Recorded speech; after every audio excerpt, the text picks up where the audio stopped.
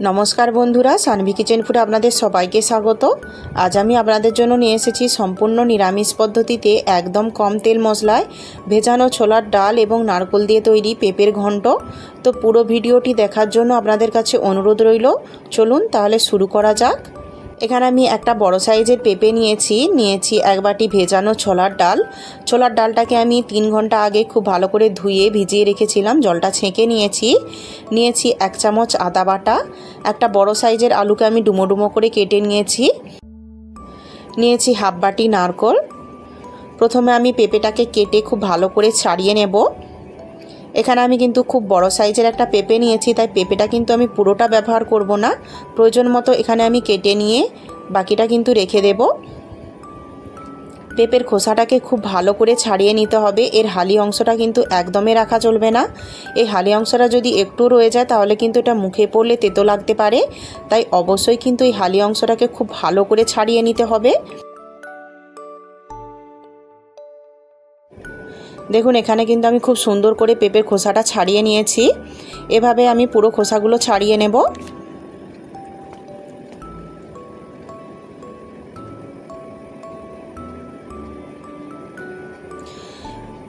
সবগুলো পেঁপের আমি খোসা ছাড়িয়ে নিয়েছি। এবার ভেতরে যে সাদা অংশটা থাকে সেটাকে আমি খুব ভালো করে চামচের সাহায্যে বের করে নেব। এভাবে কিন্তু চামচের সাহায্যে খুব সুন্দর করে এই সাদা অংশটা বেরিয়ে আসে। একদম কিন্তু খুব চটজলদিও হয়ে যায় এবং খুব সুন্দর করে পরিষ্কারও হয়ে যায়। দেখুন কি সুন্দর করে কিন্তু এগুলো বেরিয়ে আসছে। সবগুলো আমি খুব ভালো করে পরিষ্কার করে নিয়েছি। এবার আমি এগুলোকে টুকরো করে কেটে নেব। এখানে আমি পেঁপেগুলোকে ডুমো ডুমো করে কেটে নিচ্ছি। আপনারা আপনাদের পছন্দ মতো সাইজে ছোট বড় করে কেটে নিতে পারেন।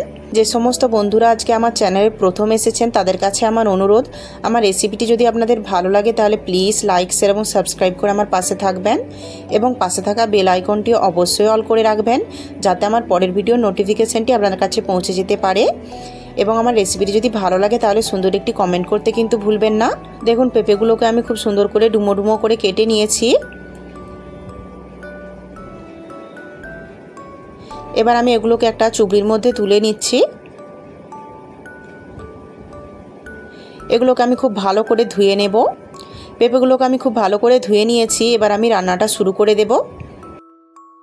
চুলা আমি একটা কড়াই বসিয়ে নিয়েছি, দিয়ে দিচ্ছি 2 চামচ মতো সরষের তেল। তেলটাকে খুব ভালো করে গরম করে নেব। তেলটা খুব ভালো করে গরম হয়ে গেছে, দিয়ে দিচ্ছি হাফ চামচ গোটা জিরে, দিয়ে দিচ্ছি একটা তেজপাতা, একটা শুকনো লঙ্কাটাকে আমি একটু ভেঙে নিয়ে দিয়ে দিচ্ছি। খুব ভালো করে আমি ফোড়নগুলোকে ভেজে নেব। ফোড়নগুলো আমার খুব সুন্দর করে ভাজা হয়ে গেছে। এবার আমি দিয়ে দিচ্ছি এর মধ্যে কেটে রাখা পেঁপে, কেটে রাখা আলু।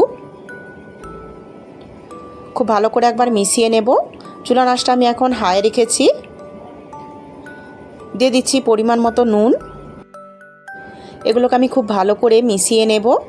চুলা আঁচটা আমি এখন হাই রেখেছি। চুলা আঁচটা হাই রেখে এটাকে আমি 2 মিনিট মতো খুব ভালো করে নেড়ে চেড়ে লাল লাল করে ভেজে নেব। দেখুন বন্ধুরা, পেঁপে আর আলুটাকে আমি 2 মিনিট মতো ভালো করে নেড়ে চেড়ে হালকা লাল লাল করে ভেজে নিয়েছি। এবার আমি দিয়ে দিচ্ছি এর মধ্যে ভেজানো ছোলার ডাল। খুব ভালো করে একবার মিশিয়ে নেব। চুলা আঁচটা আমি এখন মিডিয়ামে করে নিয়েছি। মিডিয়াম আছে, এটাকে আমি ঢাকা দিয়ে 2 মিনিট মতো রেখে দেব। 2 মিনিট হয়ে গেছে। এগুলোকে আমি খুব ভালো করে আবারও নেড়ে চেড়ে নেব। এভাবে মিডিয়াম আছে 2 মিনিট অন্তর নেড়ে চেড়ে আমি এগুলোকে খুব ভালো করে আরও একটু ভেজে নেব, যাতে ছোলার ডালটা খুব সুন্দর করে ভাজা হয়ে যায়। এতে কিন্তু ছোলার ডালের স্বাদটা খুব সুন্দর হয় এবং তরকারির স্বাদটাও কিন্তু আরও বেড়ে যায়। তাই অবশ্যই কিন্তু এভাবে নেড়ে চেড়ে ভেজে নেবেন। দেখুন এখানে আমি 5-6 মিনিট মতো এগুলোকে খুব ভালো করে ভেজে নিয়েছি। এর থেকে কিন্তু আর বেশি ভাজার দরকার নেই। এবার আমি চুলা আঁচটা একদম লো করে নেব। এবার আমি দিয়ে দিচ্ছি এর মধ্যে 1 চামচ আদা বাটা, দিয়ে দিচ্ছি হাফ চামচ জিরে গুঁড়ো, হাফ চামচ হলুদ গুঁড়ো, অল্প একটু লঙ্কার গুঁড়ো। ঝালটা আপনাদের স্বাদ মতো দিয়ে দেবেন। চুলা আঁচটা একদম লোয়ে রেখে এগুলোকে আমি খুব ভালো করে নেড়ে চেড়ে ততক্ষণ পর্যন্ত কষিয়ে নেব যতক্ষণ না আদার কাঁচা গন্ধটা চলে যাচ্ছে। আর এটাকে কিন্তু অবশ্যই অনবরত এভাবে নেড়ে চেড়েই কিন্তু ভেজে নিতে হবে, তা না হলে কিন্তু মশলাগুলো পুড়ে যেতে পারে। আর চুলা আঁচটা কিন্তু অবশ্যই লোয়ে রাখবেন। দেখুন বন্ধুরা, এগুলোকে আমি খুব ভালো করে নেড়ে চেড়ে 2-3 মিনিট মতো ভেজে নিয়েছি। আদার কাঁচা গন্ধটা খুব সুন্দর করে চলে গেছে, এগুলো কিন্তু খুব সুন্দর করে ভাজা ভাজাও হয়ে গেছে দেখুন। এবার আমি দিয়ে দিচ্ছি এর মধ্যে পরিমাণ মতো জল। খুব ভালো করে একবার মিশিয়ে নেব।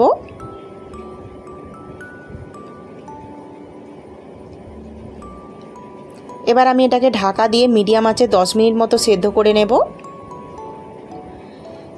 ফিরে এলাম 10 মিনিট পর।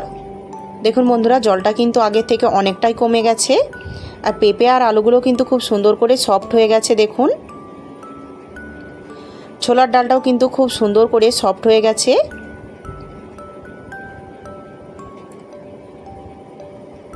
এবার আমি দিয়ে দিচ্ছি এর মধ্যে কোরানো নারকেল, দিয়ে দিচ্ছি 1 চামচ চিনি। মিষ্টিটা আপনাদের স্বাদ মতো দিয়ে দেবেন, তবে যদি মিষ্টিটা আপনাদের পছন্দ না হয় তাহলে চিনিটা স্কিপও করতে পারেন। খুব ভালো করে এগুলোকে আমি মিশিয়ে নেব। চুলা আঁচটা আমি এখন একদম লো করে নিয়েছি।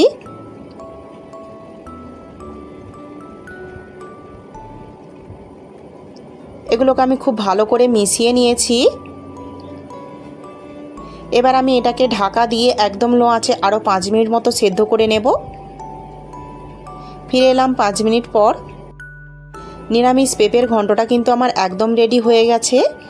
চুলা আঁচটা আমি এখন একদম লোয়ে রেখেছি। দিয়ে দিচ্ছি 1/2 চামচ ভাজা জিরের গুঁড়ো। এই ভাজা জিরের গুঁড়োটা দিলে কিন্তু সবজির স্বাদটা আরও বেড়ে যায়। খুব ভালো করে আমি এটাকে একবার মিশিয়ে নেব। নিরামিষ পেঁপের ঘন্টটা আমার একদম রেডি হয়ে গেছে। এবার আমি চুলা আঁচটা বন্ধ করে এটাকে নামিয়ে নেব। এভাবে নিরামিষ পেঁপের ঘন্ট বানালে রুটি পরোটার সাথে খেতে কিন্তু দারুণ টেস্টি লাগে।